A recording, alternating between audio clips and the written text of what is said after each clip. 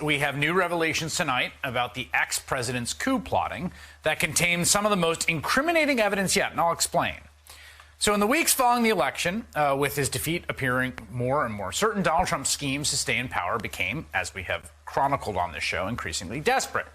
And Trump's personal lawyer, Rudy Giuliani, had been spreading all kinds of conspiratorial nonsense about the voting machines for weeks, falsely claiming that Dominion voting machines rigged the election for Biden.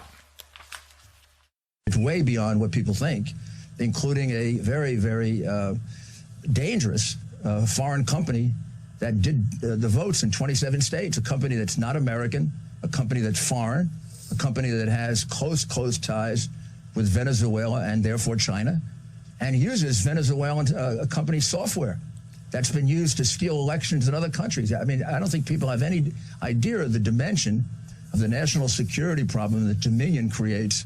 This Dominion company is a radical left company. One of the people there is a big supporter of Antifa.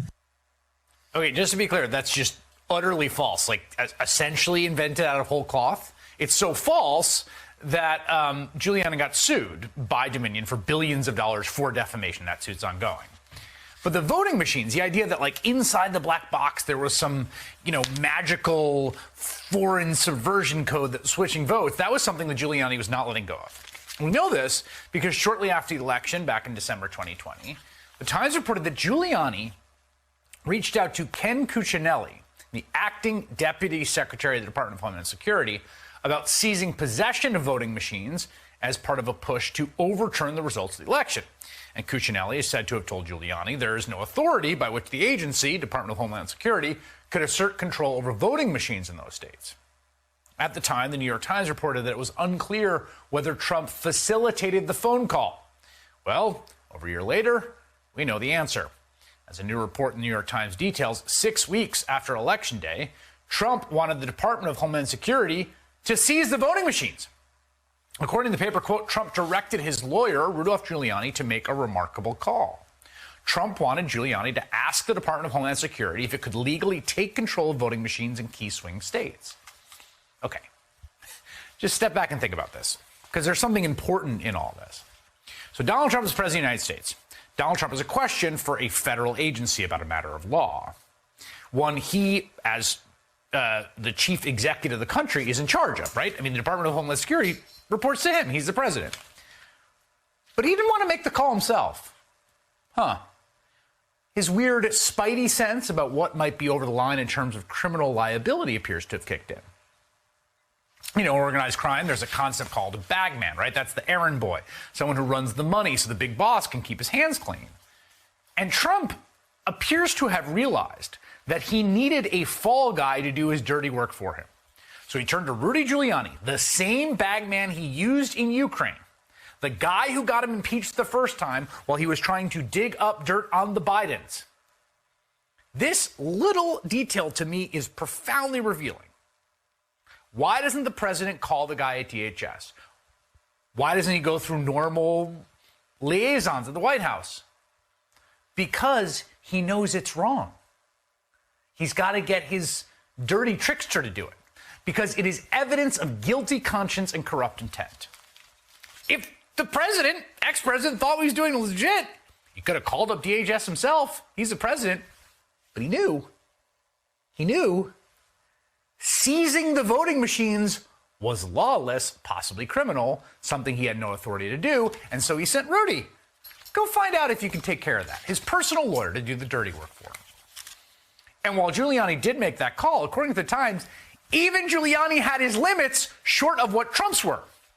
Quote, Mr. Giuliani was vehemently opposed to the idea of the military taking part in the seizure of machines. Yeah, I think that sounds like a bad idea, too. You see, some of the more conspiracy-addled allies in the coup plot had hatched a scheme by which the army would be the ones to, roll up to voting centers and round up the supposedly corrupt voting machines, which that would have been great optics.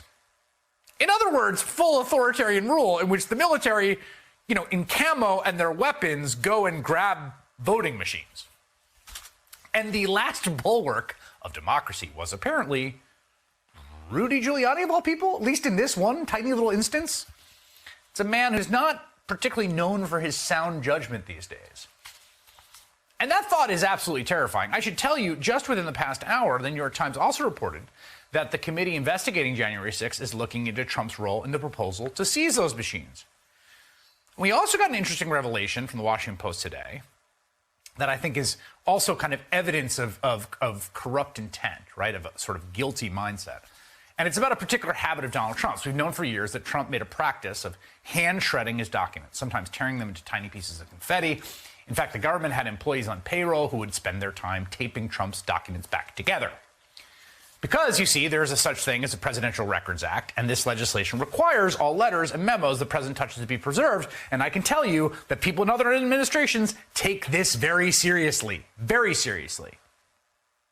And yet, apparently, in flagrant and continued violation of that law, Trump would tear up his documents anyway, as if destroying any potential evidence was just second nature.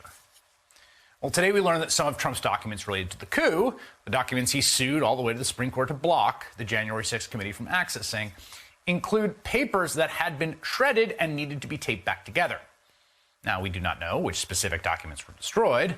That's not yet been made public, but as the Washington Post reports, quote, legal records indicate the documents over which Trump sought to assert privilege included presidential diaries, schedules, appointment information, handwritten notes concerning the events of January 6th from White House Chief of Staff Mark Meadows, speeches, remarks, and more. But the specifics here are not quite as important, I think, as just the general practice, right? Which speaks to the same thing that you can see in that instruction to Rudy Giuliani to call DHS. The corrupt intent that's inherent in Donald Trump's actions. He didn't want to make the call himself. He didn't want to leave a paper trail. As one staffer told Politico back in 2018, quote, he would rip up anything that happened to be on his desk that he was done with, even though he was told doing so was illegal. And it's worth keeping in mind when it comes to the attempted coup, there are almost no contested facts here, okay? Think about this. We know all these things. I mean, a lot of it happened out in the open. Rudy Giuliani went on TV to talk about the voting machines, as I just played you. There are multiple written memos from Trump allies outlining the attempted coup, the coup strategy. We could coup this way, we could coup that way. Trump himself just said what he wanted Pence to do was, and using the phrase, overturn the election. That's Trump's own phrase, okay? So at some level, we all agree on what happened.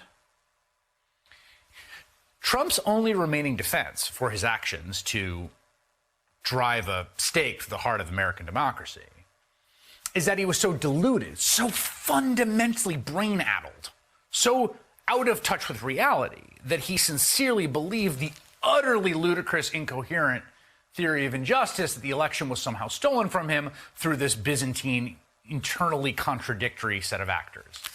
And so he acted out of good faith to rectify this just injustice that he truly believed in.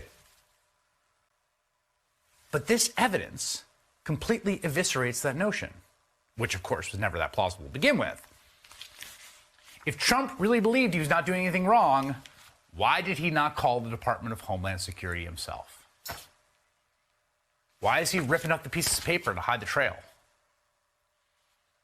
I think the answer is pretty obvious. It's because he knew he was doing something wrong, and he wanted to keep his hands clean.